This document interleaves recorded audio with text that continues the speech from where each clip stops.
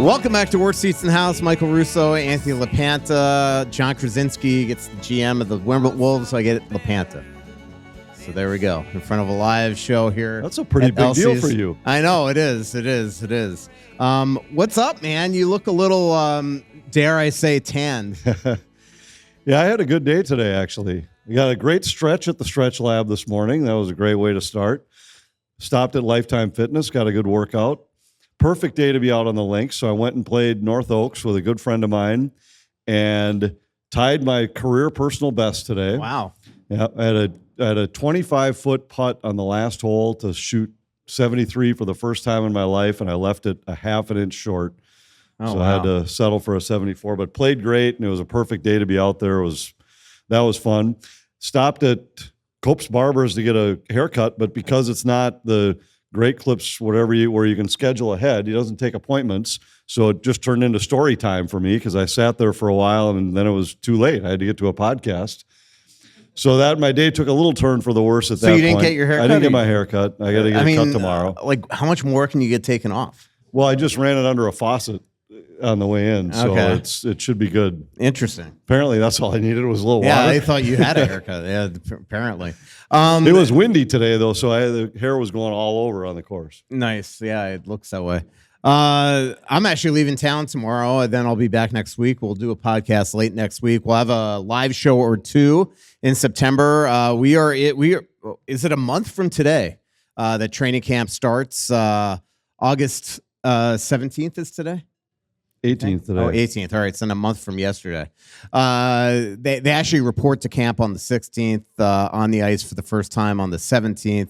And we're still waiting for Quinn Hughes to sign. We're still waiting for that big trade. Nothing appears to be imminent. And man, we are really we've been in the dog days of summer, it feels like, for 6 weeks. Feels like it's been a long time.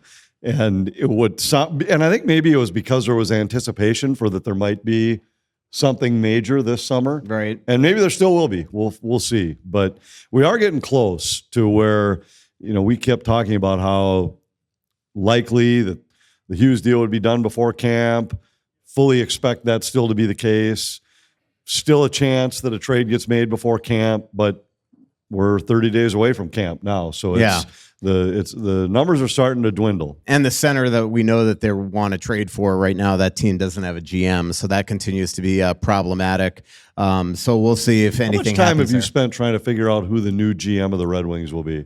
You know what? I mean, I think it's going to be the Tigers GM. I think that's like all the tea leaves seem to be that way right now. Why is it taking so long? He does have a little hockey background. He's analytics driven. So that's frankly, that kind of seems to be what the news is going to be. So a fair amount of time would be the answer to the question. Pretty much none. Really? Yeah, I really haven't. I figured you would have been beating the bushes trying to figure out who they were going to hire. Yeah. Find out how likely whoever that was going to be to make a trade. Yeah, really tell them how great Danila Yurov is, all that type of stuff. So we'll see. And you're not hiding out like behind potted plants like you were in the offseason back in 2012. Exactly. We are going to have some fun on the show. So Joe Smith and I did a survey in The Athletic the other day. It was a 2-part survey because we had so many questions and the fans were so good. And so the analysis took a little longer. So we're going to go through that survey as well. Basically go one by one for the people that don't read, like Anthony. I may have missed the story. Yeah, you did miss the story. We'll do that. Obviously, we have a mic up here. Can you tell when I read your stories? No. Oh. All right. I just know that you never do. Yeah. I just know that. That's a valid guess. Yeah. So we'll do that. We have a microphone up here for questions, and a ton of people here too. So we know that we have at least 50 questions coming from each of you. So there we go. Why don't you start off, sir? Then we'll get to the survey. We'll kind of interrupt the survey with questions. That's the best way to do this. Okay. So my question is not Quinn Hughes related. Appreciate it. I like that. So the Vikings are retiring Adrian Peterson's number this year. Mm-hmm. Timberwolves are retiring Kevin Garnett's number. Mm-hmm. Who do you guys think the Wild could retire? Well, I think next it's going to be Spurgeon. It's just when that happens, years from now, probably Assuming that his career extends with Minnesota, Yep. I think it's a no-brainer that he'd probably be next. Yep. They had a plan a couple years ago to have some sort of Ring of Honor. I don't know where that stands now because the person that was sort of organizing that is no longer with the organization.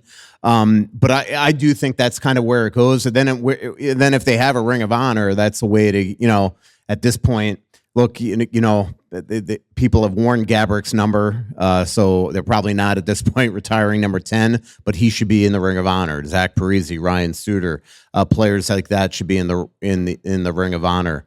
Anybody else that you think that right off the top of your head, Eric Stahl, that would be in the Ring of Honor? Yeah. I think some of those early year guys. I mean, I think Wes Walls Andrew would be a guy that should be up there. He's been a part of the organization for so long after his playing days. Darby Hendrickson would be one. Bruno would be interesting because he didn't play with the Wild very long and then left to go coach elsewhere. But I think there's more names that would be worthy of that than names that would be worthy of a jersey retirement. Yeah, for sure. Bugard. Who were you saying, sir? Yeah, Bugard. So we'll see. And then we'll have to have like one of our just favorite players to put in, like Curtis Foster. Well, I mean, if it's a Ring of Honor, I mean, Jacques Lemaire is going to be in it. Yeah. And there's so many Brian people Ralston. that were a part of the early years of the organization. Riser. They should do something like that to continue to celebrate the history of the organization. But I think if you actually put their hand on a Bible and went back 2 or 3 years, they probably would actually say maybe they should have done a Ring of Honor instead of in number retirements, and maybe Miko would have been the first one there. But I think that's kind of where it's going. But at this point, because all these other numbers have been worn, I got to think that nobody's wearing 46 again in Wild history, nor should they. So there we go. Any other questions, or we're going to start the survey?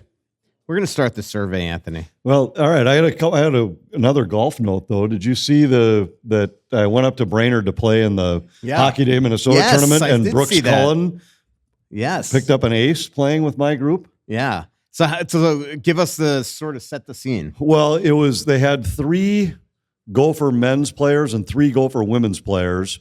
So they were on 3 different holes. They had one from each team on the par 3s that would join each team as you came to the tee box, and then they'd hit a extra tee shot for your team. And when we got to it was the second hole, it was like our 17th hole of the day or 16th hole of the day, just because of where we had started. But it was the second hole, short par 3. It was a 115-yard shot for Brooks. And, we stood there for a couple minutes, kind of laughed about, because he's now hit this same shot for 25 groups already coming through today. And we said, hey, has anybody come close? There's been a couple of guys close. I said, how close have you come? And he said, not very close. I've hit a couple of good ones, not very close. And then all of a sudden he stood. I said, well, what are you hitting? He said, I'm hitting a wedge. I said, all right. I like to say I coached him up. All I did was ask what club he was hitting. But he hit this shot. It was right at the pin, and it was like, that's going to be tight. We got up there. The ball mark was 2 inches short of the cup. It hit the ground, the pin, and dropped. Wow. I mean, it was terrific. And the group that was on the next tee box starts shouting back like, he shanked one in the water for us, and it was giving him grief. But it was kind of a cool spot on the course. We were playing the Classic at Madden's, and where this green is, there's another green right over here to the side, and there are 2 other tee boxes. So there were like probably 30 people that all saw this, either saw it happen or the very quick aftermath of it happening, because they're all roaring from these other spots. Just where it was on the course was kind of a cool spot. But Brooks he's an unbelievable young man, and it was kind of cool. First hole. I still remember these had. Kids running around the Wild Room, and their little glasses. He's and not stuff. a little kid anymore. I know. And it's funny because when was it Wyatt that was just drafted? It was Wyatt that was just drafted. I think so. I can't remember which one's which. Well, either way, when it got me down a trip down memory lane, and I went back to my 2017 Stanley Cup final pictures from the ice in Nashville. And all of a sudden, I have all these pictures of Matt Cullen hugging his dad, Terry. And all of a sudden, the back of a bunch of these pictures, you see Brooks and Wyatt and I think it was, I can't think if it was Mark or Joey's son, so Bridget's nephew. And so I saw these little pictures, And so anyway, I sent him all the Bridget. I'm like, here's some pretty cool pictures on the day that your son is drafted by Nashville, him on the ice in Nashville. It's cool. It's a great family. And Brooks and I were talking while we were waiting on the tee box about Terry was one of my all-time favorites when he was a high school coach at Moorhead. And they would come down for the state tournament nearly every year. And he was just such a welcoming guy. He was very helpful to me for a guy that he really didn't know very well, because I'd see him at the holiday hockey tournaments and then the state tournament each year. And I shared with Brooks a couple stories of when Terry was coaching Matt at Moorhead. And so we had chatted a little Moorhead hockey before he stepped up to hit his hole in one. So maybe it was karma. Yeah. I think Terry's still one of the winningest coaches in history down here. All right, here we go. You ready? Regardless of term, what average annual value are you expecting from Quinn Hughes' extension? I'll tell you where the fans lined up. So the categories are 15 to 15.9 million, which I think that we could say no. 16 to 16.9 million, 17 to 17.5 million, 17.6 to 17.9, 18 to 18.9, 19 to 19.9, or becoming the first $20 million player in That's a lot NHL of categories. history. I know. I probably overdid it with the categories. I'll say he ends up in the 19s. Okay, 19. That's 3.5% of the people. The winner was 18 to 18.9, 28.7% of the 5,000 people that voted, and then 25.9. And I'm with you. I mean, I think at this point, Pat Brisson, his agent, just signed him to a deal that was signed Macklin Celebrini to a deal that was 18.8. I just think it's a new world. If you do the annual, if you do the percentage of the cap that Kirill signed on his ceiling of the cap, that would be an 18.5 figure for Quinn. And we're talking about one of the two best defensemen in the league. I think he's going to be in the 19 range. And I think that's right now what's going on. I think they're pretty much negotiating. It's changed this summer and I think with the cap continuing to go up, it's even a smaller chunk of the cap. Even if it's a 3-year deal, it's still a smaller chunk of the cap at the end. You're going to know exactly between Joe and I who wrote this question. All right. On a scale of 1 to 5, with 1 being cool as a cucumber and 5 being absolutely freaking out, how concerned are you at this point that Hughes is going to sign an extension? 1, 2, 3, 4, 5. I would say I'm at 1. Okay. Maybe I'll say 1.5, but if I have to pick a number, I'll say 1. Okay, so 1, 19.6%, 2, 41.1%, right down the middle, 25.9%, 4, 10, and then 3.4% are freaking out. So, I still think that this thing gets done. I think that, as we just talked about, the world changes, and it's just a matter of it getting done. The good news is he's training for the season. Wholeheartedly. And there's a lot of Wild fans pointing out. So your fear of having to do an emergency pod by yourself is low right now. Well, it depends. I mean, if you're in the middle of a golf course, probably it depends on what. If I'm playing like I was playing last Friday at Loggers Trail, you can interrupt me anytime. If I'm playing like I was today, I might ignore my phone. Yep. All right, here we go. Kaprizov set a new standard for NHL players with his 8-year, $17 million deal last fall. It's the largest contract overall in NHL history. Which of these best summarizes your opinion of the extension? Remember, it was the highest at the time. Way too low, a little too low, fair deal, a little too high, way too low. Fair deal. Okay, fair deal was only 25.3%. 64.5% thought a little too high. It's kind of interesting. Yeah, that's a lot to fall in one number. Yeah. But I mean, to your point, why do you think it's a fair deal? Well, I think it's a fair deal because of, number one, it was what it took to get him at the time. And if you didn't get him, it was going to set the franchise back a number of years. Number two is, if you look at this deal now knowing what we know about the cap, by the time he's in year 5 of this deal, where's he going to fall in the NHL? Mm-hmm. Is he going to be in the top 20 in AAV? Probably not. The problem is, by year 5 of the deal, what's he look like as a player? Right, but I'm saying he's not going to even be in the top 20 in the NHL by that time. And I still think in year 5, he's going to be a heck of a player. I'd say year 7, 8, maybe you'd be talking about a guy who's undervalued. But I think when you look at, I looked at this the other day, I was just looking at the Wild's contracts, because I know that they're a little tight against the cap, tighter than what we thought they'd be without having made a deal. But yet if you look at them all in a vacuum, most of them are good contracts. Yeah. Like I would bet almost every one of those players is worth significantly more than what their AAV is. There's a couple that might be a hair overpaid, but not anything egregious. Right. And yet then you start to look at the bang for the buck that they've gotten on a lot of the deals. I would bet that, I don't know if there's somebody out there that does an accurate analysis of like what a player's actual performance was worth, but I would bet the Wild would be among the leaders in terms of overperformance salary compared to what their actual AAV is. I mean, especially when you put Boldy in there and Eriksson and even Faber, I'd say, is probably, I would bet his production would be over his value. Yeah. $8.5 million for 2 defensemen is pretty good. I mean, and if he, the one reason why he doesn't get, maybe the points that he got a couple of years ago is that he's just not on the power play anymore. But you saw his even strength production go up last year playing with Quinn. He suddenly started playing a little more like Quinn. I don't think that there's any doubt about that. Come on up if you want to ask questions, and we can interrupt the survey. But here's one for you. How satisfied are you with the price the Wild paid for Quinn Hughes? Marco Rossi, Z Boyum, Liam Ogren at first. Was it a Wild steal, a fair deal, a little too much given up, a Canucks deal? Well, I think it was a little too much given up only because you didn't have the guarantee that you were going to be able to extend him. Right. If you're able to extend Quinn Hughes, if this is 7 years of Quinn Hughes, it was for sure a fair deal, maybe even an edge to the Wild. If you get him for 3 years, excuse me, if you get him for 3 years, then I'd say probably a fair deal. Right now the Wild are at risk of only getting him for a year and a half. Right. And if you only get him in a year and a half, you overpaid dramatically. But that's not to say it wasn't worth the shot. But I would say right now I think they gave a little too much.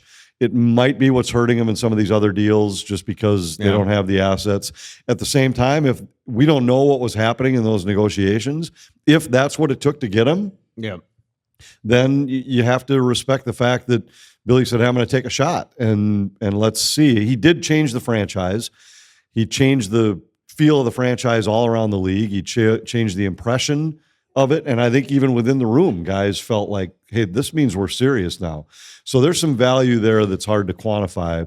But I really think you can't answer that question accurately until you know how long Hughes completely plays makes for the sense. Wild. 18.8% said a little too much given up. Fair deal by 63.8%. But to your point, the caveat there, if all of a sudden he if he doesn't sign and they they have to trade him this year, then and you're not probably recouping nearly what you gave up. But it is, to your point, what he's done for this organization overall. It's pretty unreal. But to your other point, in terms of what they gave up, I mean, like Corey Proman came out, and again, this is one man's opinion, but Corey Proman came out with The Athletic today, ranking the Wild's prospect pool, and he has them 24th in the NHL. A couple years ago, they were first. A couple years before that, they were second. But when you give up, the equivalent of a first-round pick for 2 years in a row, plus, Rossi and Boyum and Ogren and Kuznetsov and essentially Juracek and all that. It's a lot of stuff that you've given up in the last couple of years. The second round picks are catching up, all that stuff. Question. Yeah, so with Philip Gustafsson recovering from hip surgery, obviously Wallsted's going to be taking the brunt of the goal with Picard backing him up. Do you think he's is doing anything different training wise in the off, this season, knowing that he's going to be taking a higher portion of the starts? Well, I've seen him a little bit on social media. He looks great. He's already back in town, which is another really cool thing. And that's the really interesting part of the, building Tria rink is that these guys come back earlier and earlier because they get trained there, they can skate there. Spurgeon has his captain's practices, way in advance compared to years ago. So I think that's part of it. In terms of training, I think we got to see in camp, right? Yeah, and I don't think he'd necessarily prepare any differently. I think last year was when he prepared differently and came to camp. It was different mentally, different physically, and I think he's coming into this season saying, I see what I had to do last year to be ready to go. I would bet it's very similar this offseason. Yeah. And the hope is that, that he gets off to, remember, the Wild got off to a tough start last year. He wasn't he was part of that. So the hope is that they can all get off to a better start. And then he just absolutely started heating it up. Question. Yeah, I just have a sort of general NHL question. So with these rising contracts and the cap rising and just I think there's like an overall stigma for non-hockey fans that looking at the NHL compared to the other three major men's leagues, that it's one of the, I don't want to say worst run leagues, but I guess just compared to everything that's happening with, the MLB, what are your guys' thoughts and compared to the state of the NHL to the other three major men's leagues? Well, I think the state of the league is really good. I mean, they're never going to be in the same stratosphere as the NFL, really any of the other three. And part of that is because as much as the sport's expanded, it's still a regional sport. It's still the northern half of the U.S.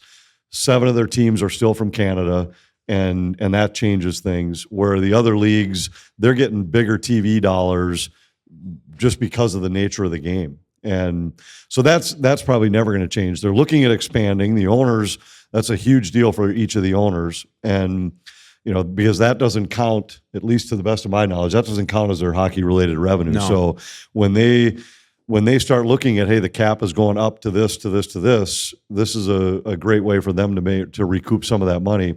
I think all the leagues, well, not the NFL, but the others are right now in a spot of, it's in flux with where the local TV dollars are going to be replaced.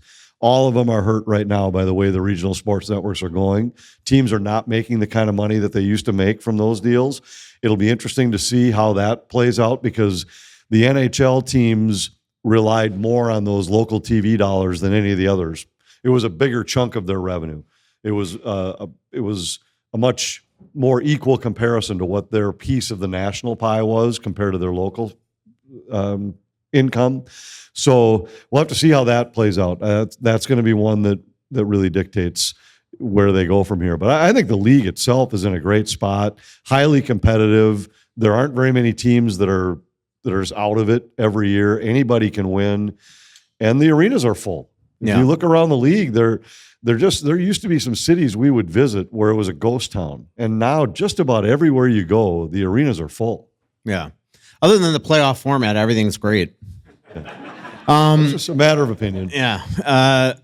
But I agree with Anthony wholeheartedly. I just think that, the one issue with this sport is it's just a regional sport, and I don't think there's any way really to change it. In the NBA, if you're not a Wolves fan, you're still paying attention to other sports, other teams, and it just feels that, I see it in our metrics when I cover the Stanley Cup Final. A Wild story gets more hits than my Florida Panthers stories. I just think that there's just something about hockey that when your team's out of it, it makes you tune out, and it creates a rabid local fan base. As much as it's grown though across the country, it's still not nearly as big in the southern half of the country as it is in the north. It's just the reality where basketball thrives, baseball thrives anywhere across the country. And again, I mean, you look at the other sports. The NFL doesn't have a team in Canada.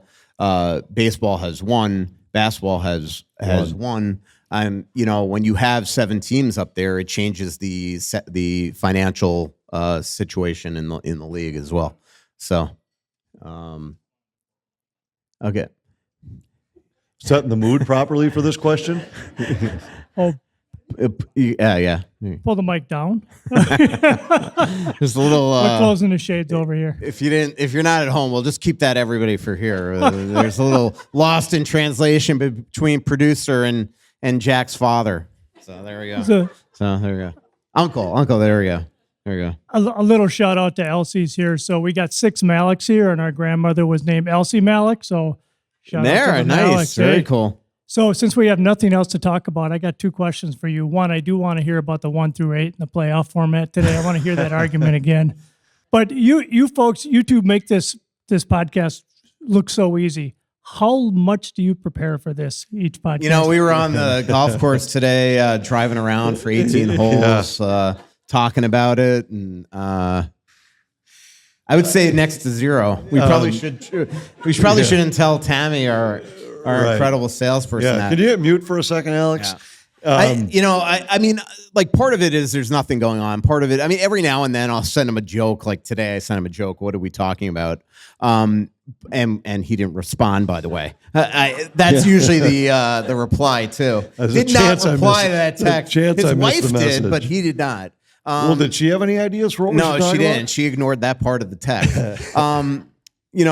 The one thing, I mean, Anthony's obviously a broadcaster. Like I've told this before, but in high school, like, extemporaneous speaking was probably my cup of tea when I was in debate class, and things like that. So I think we're both good on just our feet. Obviously, we know the subject like the back of our hand, but it is harder in the off season. Like these taped shows that we've been doing the last month, 2 months. I mean, it's.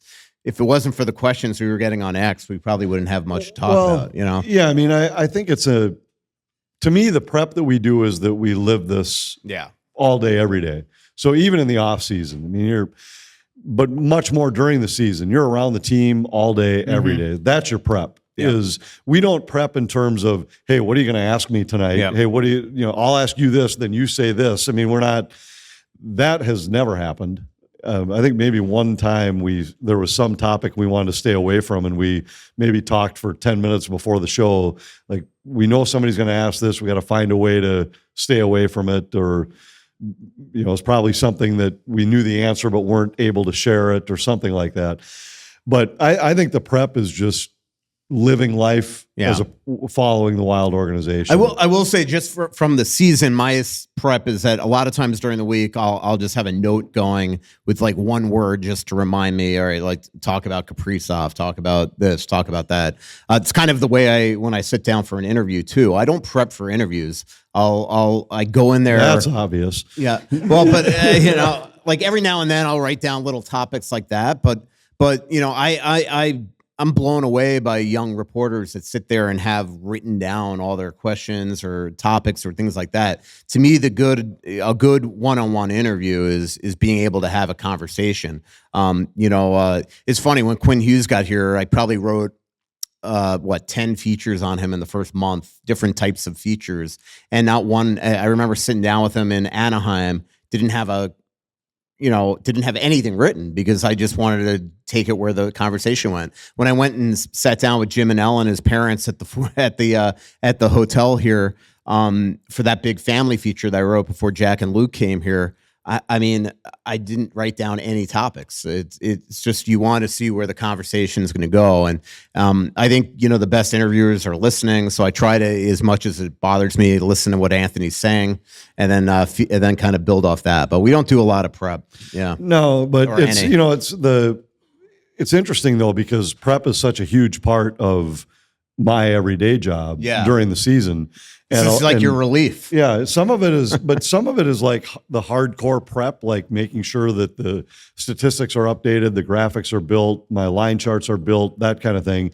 But when it comes to the player interaction and the background stuff, that's not scripted at all. But a lot of that is just being around the guys all season. So it's bumping into them in a hotel lobby and just talking to them about what's happening in their life and their world, getting a feel for who they are. And you might have a conversation that's about hockey, but it might appear in a show 2 months from now, where all of a sudden this becomes you were talking one day about playing against who are the toughest guys to play against, or something they're working on in a face-off circle, or whatever it might be. And it might not be something that makes it into one of our broadcasts for months sometimes. Yeah. And I mean, it's funny. It's a joke around the team. Like, you don't do any rehearsing. A lot of times right before you're going on the air, you're like, all right, what are we talking about? Like, I don't like to rehearse. Yeah. He's not a rehearser. But part of that is because I like it to be, I feel like you get a better reaction from your partner. Yeah. If you say, all right, because sometimes the producer wants to do a run through just so they can get the elements working. Like, we're going to come to this shot, then we're going to run in this video, we're going to go to this graphic, and it helps them. So we'll do it. We'll walk through it. But I'll usually then I'm going to ask you something about the power play. Because I think if I say to him exactly what I intend to say, and then I say it differently when we're live, it can throw them off. And all of a sudden they'll be like, well, wait, that's not what you asked me before.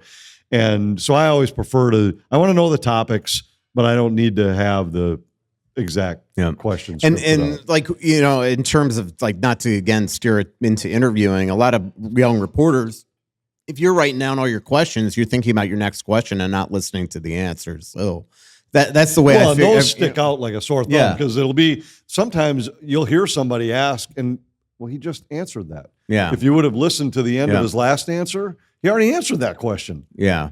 And it was the same thing. Like when I do TV or when I mean, sadly, and this is probably not smart, it's the same way when I fill in on The Fan. I don't do any prep. I'm like, and maybe it's obvious when you listen to me, but I don't. I was this way in high school too. I didn't study. It's just. I mean, a lot of it is laziness, but a lot of it is like, to me, you also start fumbling. Like when you're doing TV, if you start writing down everything you want to say, you're going to absolutely be in a fog and lose your train of thought. So like same thing when I used to go on with Anthony all the time. You know, we knew the topics because they had to run video or graphics over me. But I didn't even think about what I was going to say. I wanted to just be extemporaneous with it. You know, sometimes when I do NHL Network, it's the one thing they always want to know. Here are the questions because they need to run video over this. And, you know, that's sometimes when I'm doing NHL Network, you start thinking about, all right, they're going to ask me about Kaprizov, so save this for that and this, that. And next thing you know, you kind of mess up. So I don't like to prep. There we go. Good question, Dave. Uncle Dave. I know, I was going to say, shout out to Dave. That was a good one. Yeah. So I have a question for Tony. It was a question not about Quinn Hughes, so it got us all excited. Those are our favorite questions. Yeah. I have a question for Tony, and then a question about the team. That's not Tony. about Quinn Do you know Hughes. Tony? Do you have a relationship with Tony? No. Anthony. Okay. Sorry, Okay. That's Mr. all right. LaPanta. Because the only No, people that that's know all right. him call him Tony. No, nobody who knows me calls me. People who know me call me Tone. Yeah. Oh, okay. So my question is, do you ever have a bad day? Oh, yes. I do. I mean, like just me personally or a bad day as a broadcaster? Well, a lot of what you talk about is personal. Oh, so yeah, personal. okay, yeah. No, I don't have very many bad days. No. Not when it comes to just everyday life. What's your secret? It's, I'm pretty lucky, and this will sound a little ridiculous, but we just had on our family group chat, one of my sons just sent out, all right, what would be your 3 dream occupations if you could have any job you want? And I texted back and said, I'd want to be the wild play-by-play man and the patriarch on this group chat. And, that's cool. I mean, this is what I wanted. This is what I wanted to do my whole life from the time I was 7 years old. And, it's everything about what I do all day I love. But today I had a great day. I didn't have anything on my schedule except a golf game and a podcast, but I had a great day. And I think Shot a 74. Yeah, but I mean, I also shot 85 on Friday, and I still left happy. I mean, it's that you're on a golf course, you're walking around like it's a privileged world, and I think if you lose sight of that, and then you can get yourself in trouble. So every day, I have better days than others sometimes, but I've never had a bad one. I don't remember the last bad one. Now I've had off nights as a broadcaster. For sure. That's what I thought you were getting at. I've had some of those where it's just like I just can't get the words to come out the way I want, and I can't tell the difference between 18 and 19 tonight or whatever. But, I had somebody ask me last spring, for example, when the Wild made it to the second round, and they said, how hard is it to sit on the side and now watch when you don't get to do the broadcast anymore? And I'd prefer to do the games, but I said, you know what? I walked out of the rink last week, got done with my 78th Wild show of the year. I got to do a first round Stanley Cup playoff series. I mean, what's not to love about that? Now I'm going to sit on the couch and watch the game on TV. It's pretty good. So, my family's healthy. Everything's good. I appreciate your gratitude. So Good hockey question. Just real quick, what was the reaction from your kids when you said, I want to be the patriarch? Just want to be the patriarch. The patriarch of this group. Tell chat. me there was like a vomit emoji. No, there wasn't. Actually, they liked it, but they give me grief because we played this game one time. I can't remember which game it was, but you had a question was asked and everybody had to write their answer and then everybody had to guess what they wrote. And there was one was describe your life in one word. And I said perfection.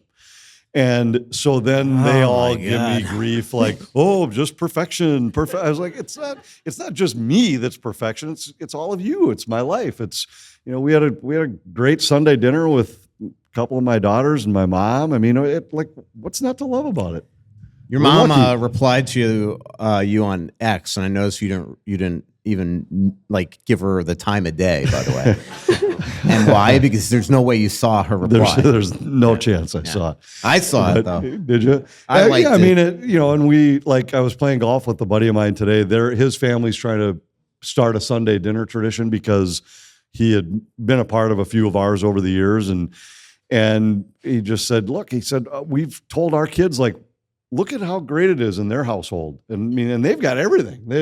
They've got a huge house, they've got a great life, but what they envy is us all cramming around our table." And we did it when I had 4 kids when I was making no money.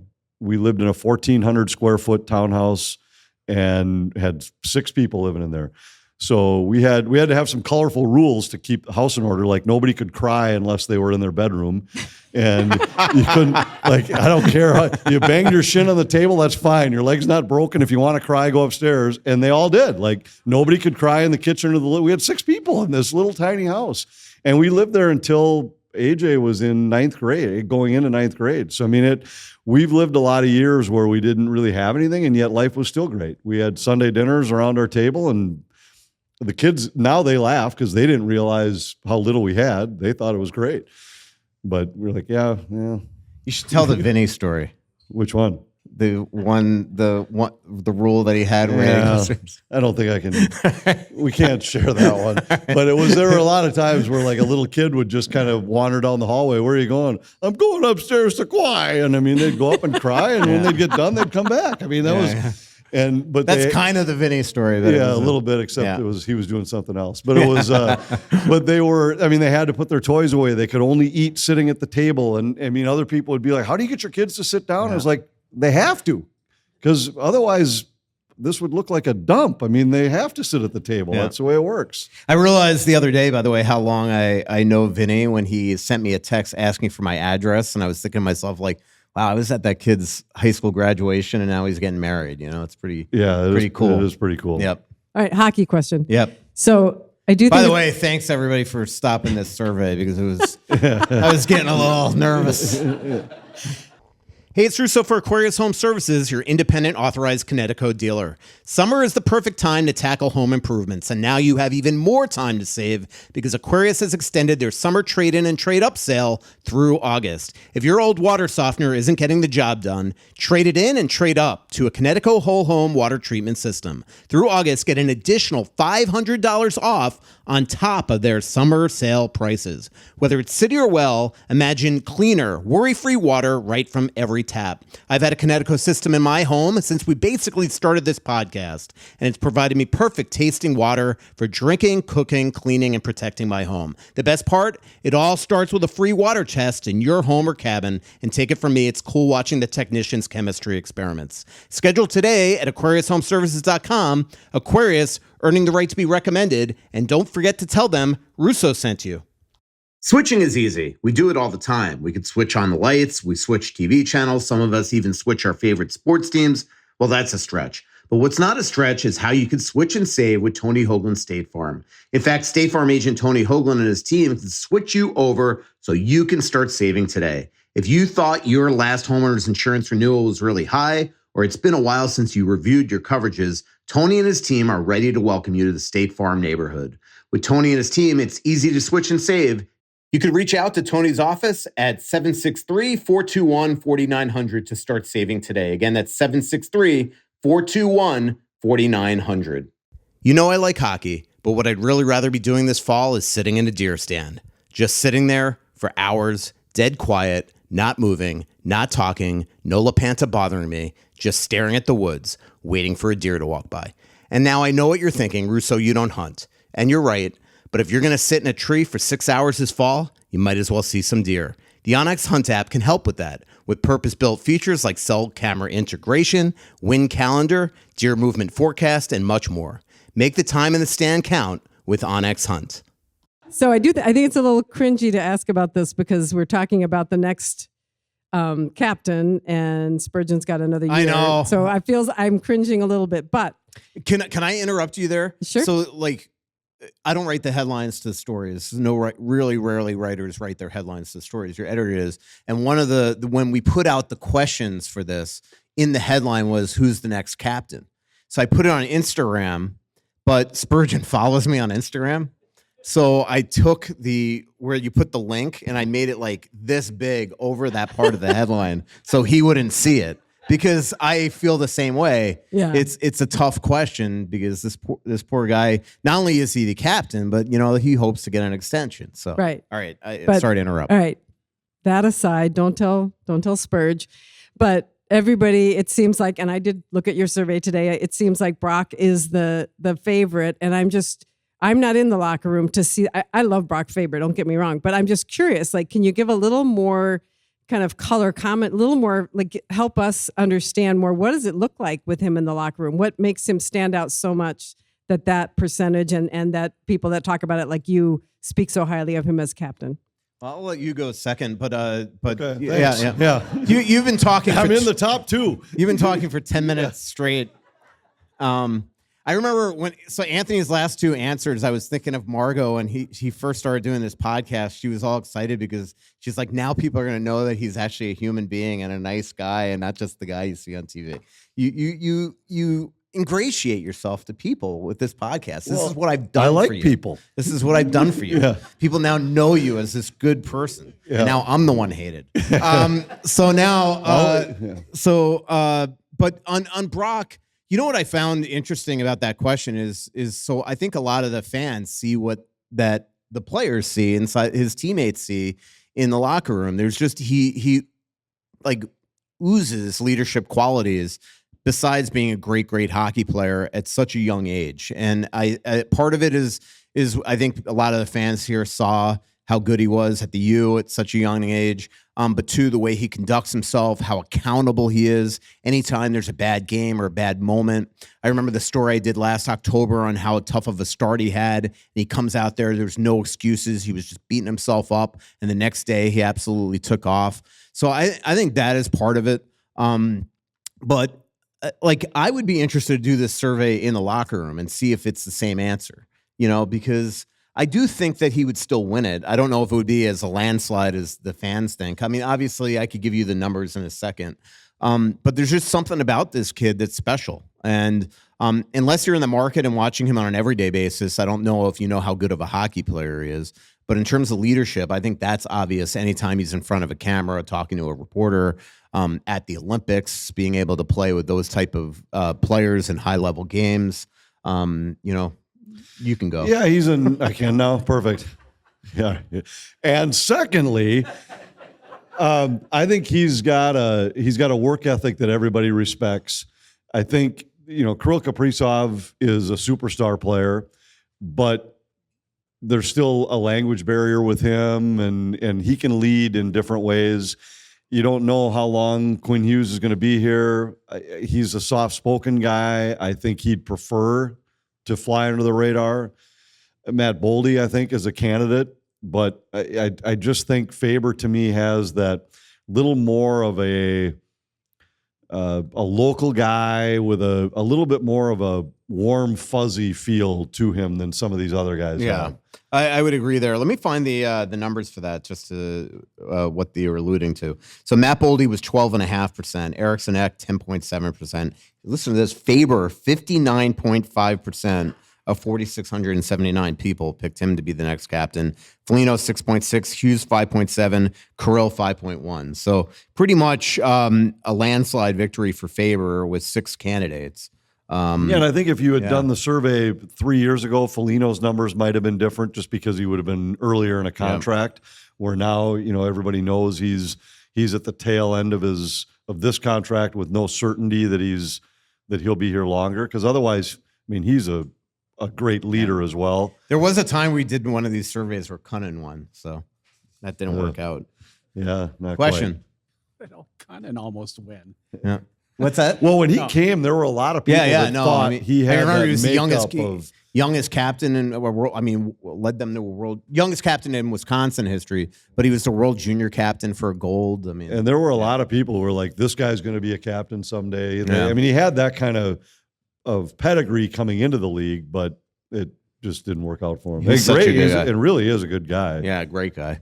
And I mean, he had a good career, but unfortunately, it's just whether it was skating or what it was just something that just, a lot of times guys are tweeners where they just can't be that top 6 guy, but aren't big enough or physical enough maybe to be the bottom 6 guy. And that's probably what happened to him. So going into the new season here, is the league making any sort of effort to have more consistency with goaltender interference?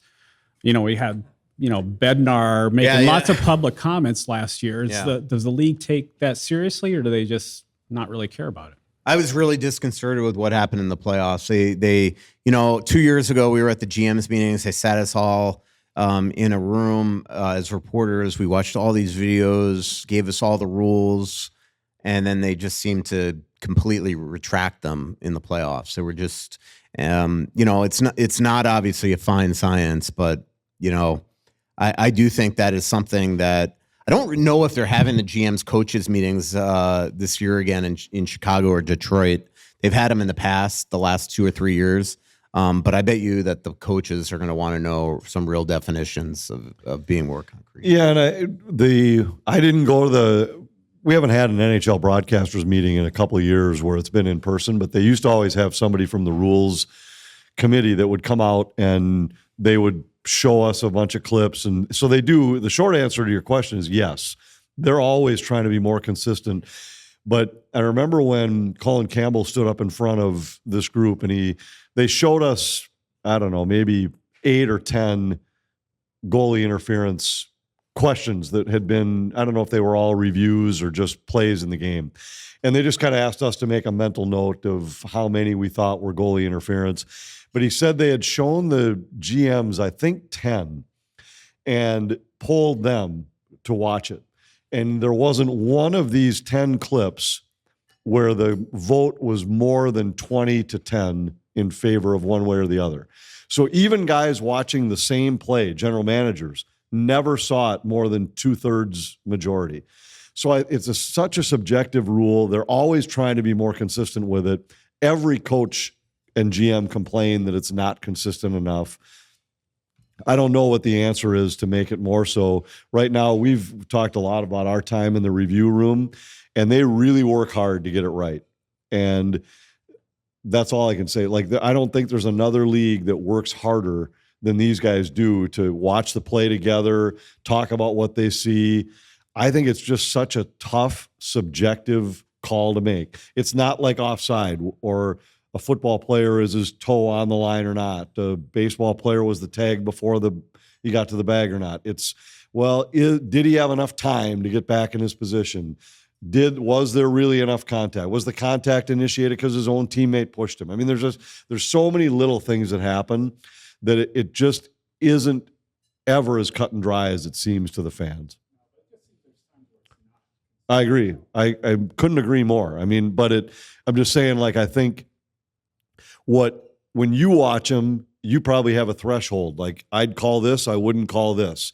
Where your threshold might be 3 ticks over from this GM, and it might be 3 ticks over the other way from this GM.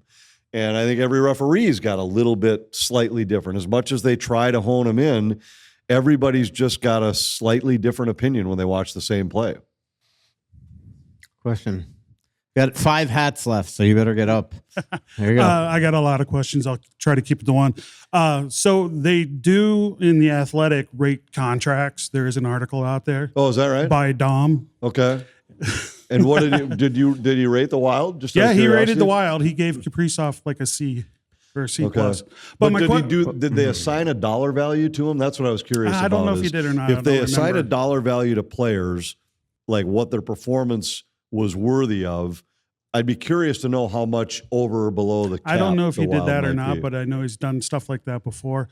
But my question is, everything being equal, as the team is currently constituted, And if they do or do not make the trade for the guy in Detroit, how is this team 11 wins better than they were last year? I don't see it. You're talking 11 playoff wins? Yep. Those are the only ones that count. Yeah. Well, you got to get there Just first. like your 25-foot putt that came up an inch short. Exactly. It was only a half an inch.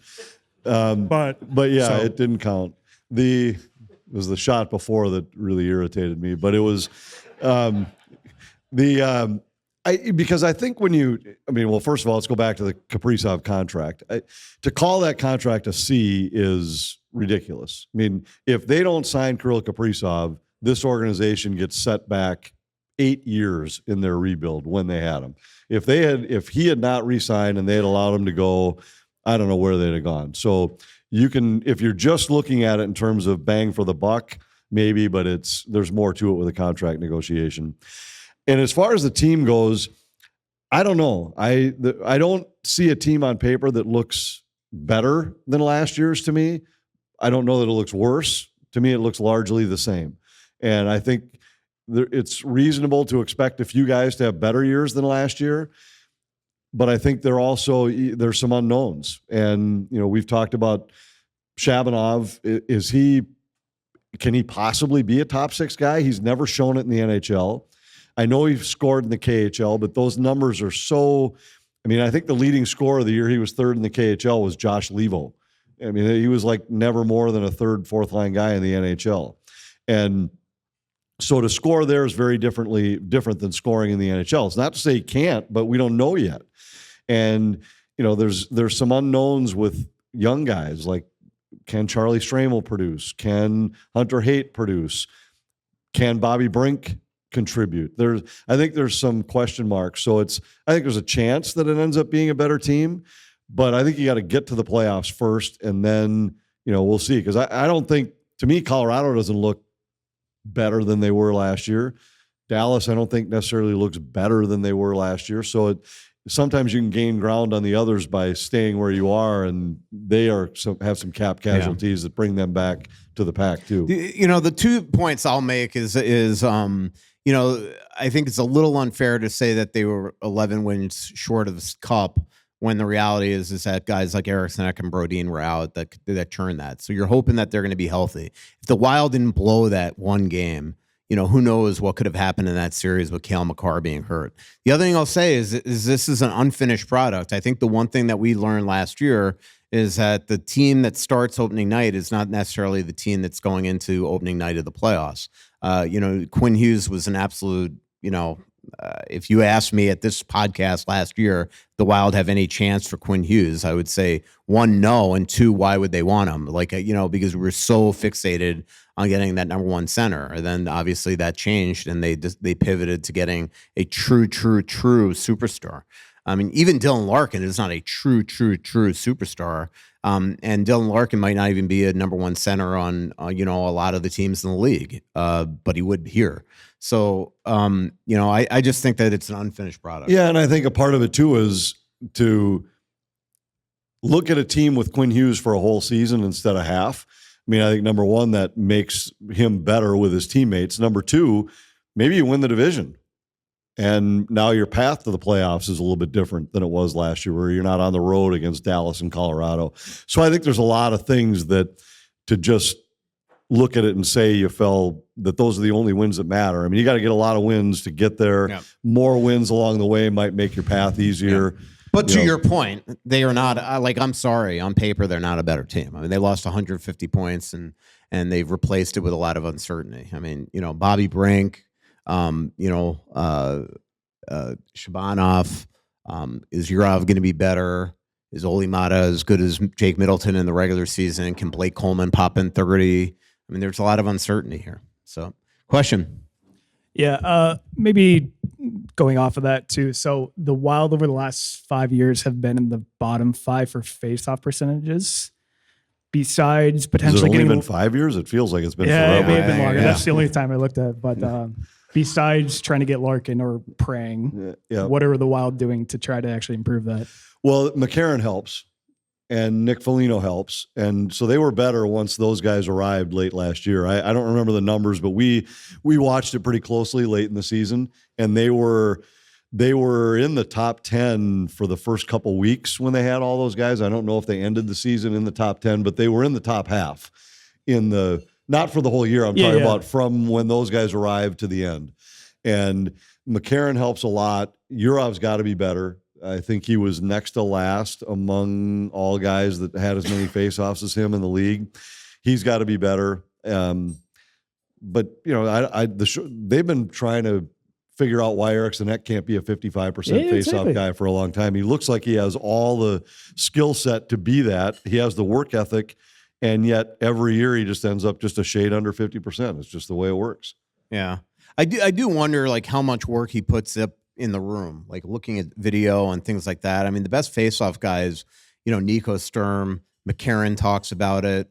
Trocheck talks about it. I mean, they study tendencies. They study tendencies of other faceoff guys, of even linesmen. I mean, there are some guys that get down to the real nitty gritty. I mean, it is actually fascinating to talk faceoffs with Nico Sturm and how much he really puts into it. So, you don't necessarily have to be a great faceoff team to win a cup. I mean, Florida's shown that, Colorado has shown that. But, this is why, it would be a really cool thing if Danilo Yurov could at least get a shot with Kirill Kaprizov. Yeah. But you can't put him on an offensive zone start if he's going to lose 80% of his draws. I mean, it's just that simple, Yeah, it's frustrating, but okay, thanks. Grab a hat. Question. And by the way, if you want to ask some questions when we wrapping up the show in about 10 minutes, plus I am going to just quickly go through some more survey questions.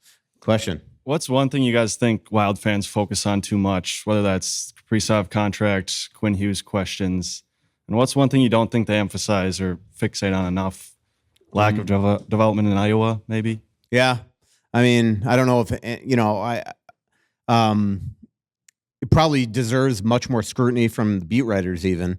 Joe Smith goes down there and does, he's kind of become our guy that really does a lot of analysis on them. But I don't think the organization does a really, has done a good enough job down there. You can't be as bad as they've been the last 3 or 4 years and expect guys to just come here and, step in. I mean, you want to have a pedigree of winning, I think. But I don't know. That's a good question, Anthony. What do they fix on too much? Fixate It usually depends on what the beat writer has them panicking about at that point. Yeah. Or telling them that they should panic about. I think they fixate too much on how bad the play-by-play is. Yeah.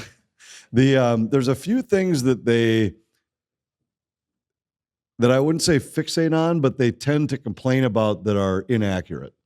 And one of them is for whatever reason, this guy doesn't shoot enough. This guy just never shoots the puck. And we try and show it sometimes on the broadcast, almost like just out of spite, to say, all right, well, this guy's like 7th in the league in shot attempts per minute that he's on the ice, and he's 4th in the league in shots on goal. Like what? But that's one that I hear a lot. And obviously always hear shoot when they're on the power play, which that one always gets me. I don't know that it's I can't think of one off the top of my head that's specific. It's usually just, when something goes into a slump, then that's what they fixate on. And sometimes the fixation might be on what's happened for the last week, not what's happened over the course of the season. I will say one thing, and this might be, similar to every fan and every market and every sport, is I do think that there's a lot of people in this market that think that they're a better coach than the coaching staff. And that's been consistent from Jacques Lemaire on. When you're a fan criticizing Jacques Lemaire, you probably should just defer to him. And I feel like it's been that way from Hines to Everson to Boudreau to Yo to Trichetti to, who am I forgetting? Richards. I feel like I'm forgetting one. I just think that sometimes in this market, probably because everybody knows the sport so well and has either played it or coached it or still coach it in some capacity at some level, they just think that they are a better coach. What the fans also fixate on too is lines, like opening night lines in a game. There's a reason if John Hines has a set of 4 lines set up, it's not necessarily like this guy should be playing with this guy and this guy. It's a lot of it is matchup based on the team they're playing, what he plans to match up in those games and things like that. So if a guy is on the fourth line right wing or the third line right wing and you want him playing with Kaprizov, there's a reason sometimes that he does things in matchups. So I think lines is something that all fans, not just Wild fans, but Wild fans definitely fixate on too much. I mean, just watch. If I tweet out the lines at a morning skate or practice, what the reaction is going to be, 90% negative. Very rarely do people agree. Yeah, but that's kind of the nature of everything. Yeah. No matter what you say, the people that reply are usually those that hate it. But even just like, people that want John Hines, strung up from a flagpole, if you ask them why, they don't tell you. Well, that's the general principle. Like it's the people that will say, it's okay to be a fan and say the penalty kill hasn't been good enough lately. Yeah. That's true. But when you start saying that, wow, I mean, this guy has no idea what he's doing on the penalty kill. Well, let's grab a whiteboard and why don't you diagram the penalty kill for me. Show me how you'd do it. Show me what you'd do differently than what they just did.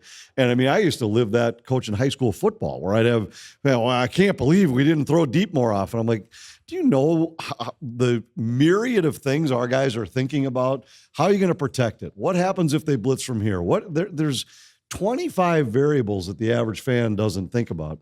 But I will say I thought of another one that I think, and it kind of is along the lines of what he's saying, it's in every market.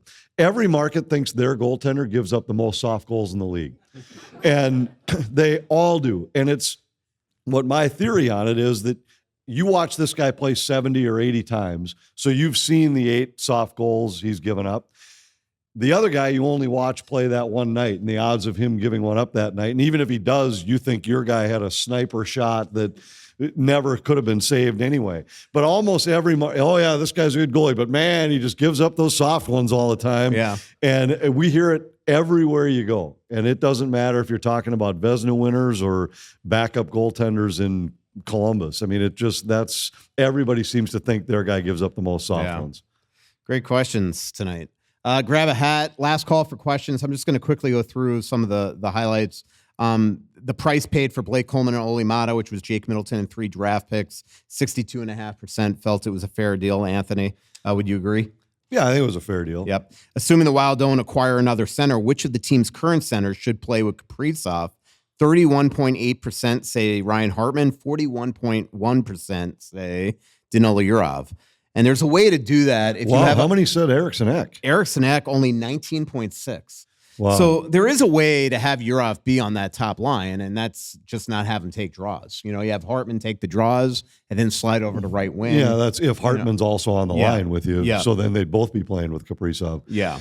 I don't think that'll happen. I think they start the year with Hartman there. And Shabanov, most likely. Yeah, and see. Believe it or not, 51.9% say that he should be the winger with Kaprizov. Only 19.5% say Boldy. So a lot of people are on par with our thinking, which is you do it in game. Yeah, but pick your spots. And I think there will be spots within games they are. And Shabanov will get the first look there. He won't get the only look in training camp. I mean, there will be some other guys that get a chance to play on that line. How about this? 59.1% felt it was time to get rid of Zuccarello, which also surprised me. We talked about the Brock Faber one.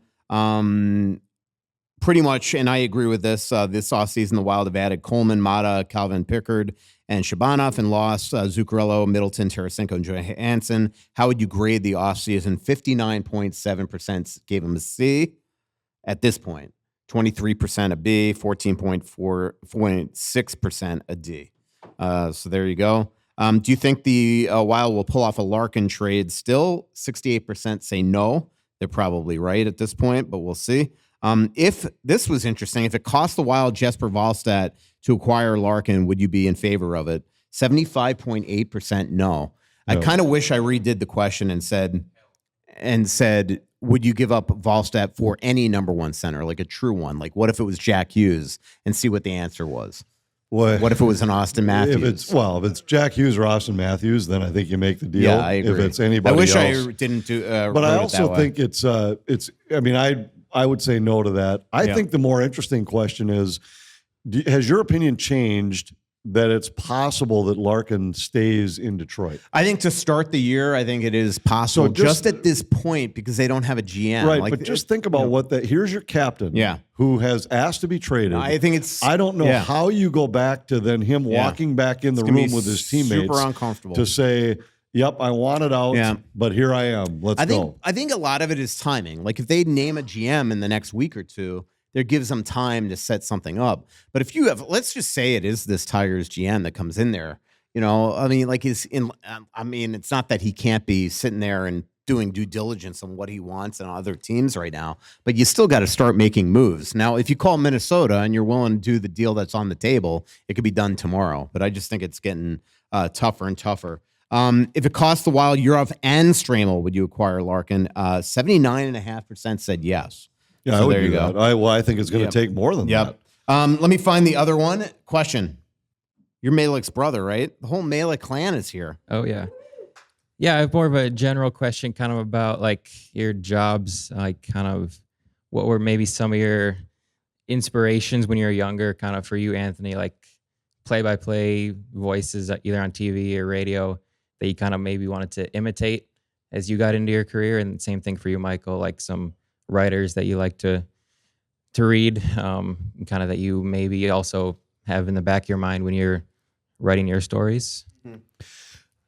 It's a great question. And when we were up in Brainerd, I was talking to some guys about what got me into this line of work. And it was, I was a young kid, and the story I told was that a lot of other guys would watch the big games and they'd remember they'd want to mimic the guy that hit the home run that won it. I wanted to mimic the play-by-play call and I remember the great moments because of the call, not necessarily the play. I wouldn't say I tried to mimic anybody, but I loved listening to Jack Buck on Cardinals baseball on KMOX. When it would get dark out, I could pick up the 11:20. I could pick up the Cardinals games. And I loved Al Shaver calling North Star games. Those were probably my two favorite guys. But there were a lot of great announcers back in those days that were really, really good. And so sometimes I would kind of mimic them when I was a little kid. But as a broadcaster, I don't think I necessarily try to copy them. But the one thing I always respected about those two guys in particular is Jack Buck was always accurate. He never guessed. If he said something, you knew it was fact. And Al Shaver was kind of the same way, where he had some passion and some color, and he was clearly a slightly biased guy as a North Star, but he was just always accurate. And then the only other guy I'd throw into that a little bit later was right about the time I was going through college and coming out was Kevin Harlan. I thought he talked so fast and yet never made a mistake. I was awed by that. Yeah. By the way, we have to fill every live podcast with the Malik family because the three of the greatest questions tonight is this one: does Anthony have a bad day, and do you prep? And they're all sitting at the same table. Tonight. Yeah, great questions tonight from everybody. For me, I wanted to be a play-by-play guy. I never grew up envisioning to be a writer. I still don't. If I could do Anthony's job tomorrow, we'd switch. No way. Yeah, not interested. But I mean, I same thing when I was a kid. I used to. Same thing. I used to every game I watched, I would practice play-by-play. I'd mute the TV or whatever, keep score, all that stuff. I did deliver Newsdays as a kid, and I will say, it was an afternoon paper, and so I'd come home from school and be sitting on my driveway. I'd throw it in a Pathmark shopping cart and go and deliver the papers. And while delivering the papers, I read the back cover to the beginning of the sports section. That's how it is in New York. And I used to read all the Islanders stories and things like that. So I think, probably subconsciously it got into my head. But even the way I got my start was in high school. I used to announce all our games, and I just befriended all the local sports writers. That was back when covering high schools in Palm Beach County was huge. And so I became friends with a ton of the sports writers and started working at the Sentinel when I was 14, 15 years old. And so in terms of inspiring writers, I mean, when I started, it's a lot of it's when I started off as a young sports writer who treated me really well, who I enjoyed reading. So John DeLaPena was a guy for the New York Daily News. He's now Gary Bettman's personal PR guy at the NHL. He was somebody that treated me incredibly, and we're still really close to this day. Jim Matheson, Eric DeHatchik. These guys were incredible hockey writers when I was growing up and treated me with the utmost respect. And today, I mean, there's an unbelievable editor at the Athletic that was a freaking intern at the Star Tribune when I first got here. Named Alex Pruitt. He worked for Sports Illustrated for years. Unfortunately, lost his jobs throughout his time there. But he's one of the best writers I've ever read. He's an editor in the hockey vertical. I marvel over the way John Krasinski talks and writes, interviews, all that stuff. And probably the best writer at the Athletic right now in hockey is Mark Lazarus. I mean, watching him quickly write a column is something to be like working with him at the Olympics and watching how fast he writes and the way he sings. It's pretty unreal. Another sports writer at the Athletic that's just unbelievable is Marcus Thompson. He's our Golden State Warriors writer, and he covered the Olympics with me in Milan, and he covered figure skating and went there not knowing a thing, and every story he hit out of the park. So it was pretty awesome. So great question. I guess going off of that, Caden, yeah. Yep.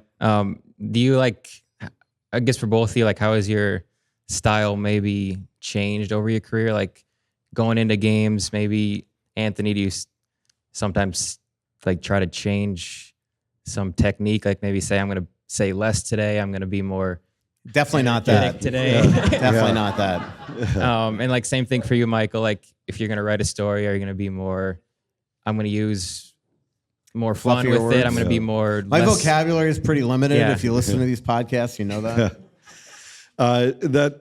Another interesting question because again, I'll go back to I was just having these chats up in Brainerd, and I said, one of the things I did a lot when I was young, I watched every game back, and I still will watch. I wouldn't say every game, but I try to watch at least a period or two of just about every game. The next day, the replay will be on, and just kind of have it on. Driving home, listening to every goal call on NHL app. No, but I do listen to. I love watching the NHL on the Fly show and seeing all the goal calls around the league. And but when you listen to yourself, you do get an idea because you're the only one who really knows what you were trying to say and what you think you sound like. And so there were a lot of times when I was younger where I would listen and say, boy, that was way too confusing. I didn't explain that very well. Maybe a repetitive phrase or word or terminology that you might use that you are the only one who catches. And man, I said that the same way 16 times last night. So there are times where I'll pick up on that stuff, but going into a specific game, very rarely would I think hey, tonight I'm going to try and do this. Yeah. And I will never, one of the things that it's not my style is the guys with kind of the catchy, wordy, try to be clever. Like when a game ends and the guy's been thinking about if they win, this is what I'm going to say. I never do that. To me, I'd get so screwed up trying to set myself up for it properly. That all comes off the top of the head. Even just terminology. There's some play-by-play guys that change, turn verbs into adjectives into verbs. And you can just tell when they've thought in their mind, if this guy scores, this is going to be my line. And there are people who like it, but it's not my style. Yeah. And for me, I just try to write better every time. I mean, I will say my stepfather used to cut out all my articles, my high school articles, and put them in an old, what are those things called? Those notebooks, not a spiral, but what are they called? Loose leaf folders? Yeah, there you go. And so I used to have all my articles, and I used to remember reading some of my high school articles back in the day, and it's just amazing that I never got they didn't stop asking me, sending me out to high school games. I just had a guy today he stopped me when we were on the driving range, and he's now works at North Oaks, but he came up and he said, you called one of my games in high school, and he was a kid who had played at St. Thomas Academy, and he still remembered a line I used for one of his goals that he scored that day. This was in 1996.